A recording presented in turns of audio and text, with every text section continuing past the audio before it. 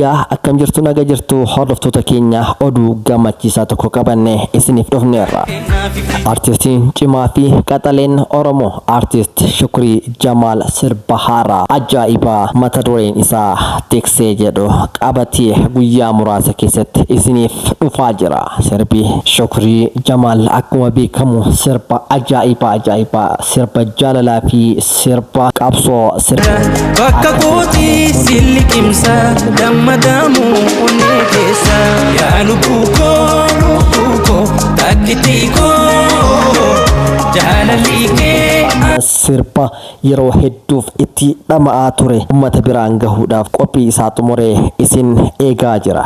Oromoo koo isinis maaleedo yeroo akkanatti sirba haaraa afaan Oromoo hammummanni hawwii guddaadhaan eegaa jiru kanatti yeroo artistoonni Oromoo sirba dhiisanii politikaa biraatti galan kanatti artistiin kun ammallee gurri keessan politikaa fi shira qofaan hin duudinii sirba ajaa'ibaatii fi sirba jaalalaatiin shaashaa isin godha jedhee sirba ajaa'ibaa hojjetee xumuree isin biraan gahuudhaaf qophii hunda xumuree isin eegaa jira. Isinis ummanni Oromoo dhamaatii artistoo keenya deebisuu baannus garuu haga dandeenyeen bira dhaabachuu qabna jechuudha. Kanaafuu isinis ummata koo channel sirbi kun irratti gadhiifamu channel sirbi kun irratti gadhiifamu akka ta'e channel haaraa Shukrii Jamaal haaraa banate irratti kan gadhiifamu waan ta'eef subscribe xiqqoo qaba waan ta'eef channel isaa deemtanii subscribe gootanii subscribe isaa miiliyoonota galchitanii artistii qaxalee kana akka bira dhaabattan gamanumaan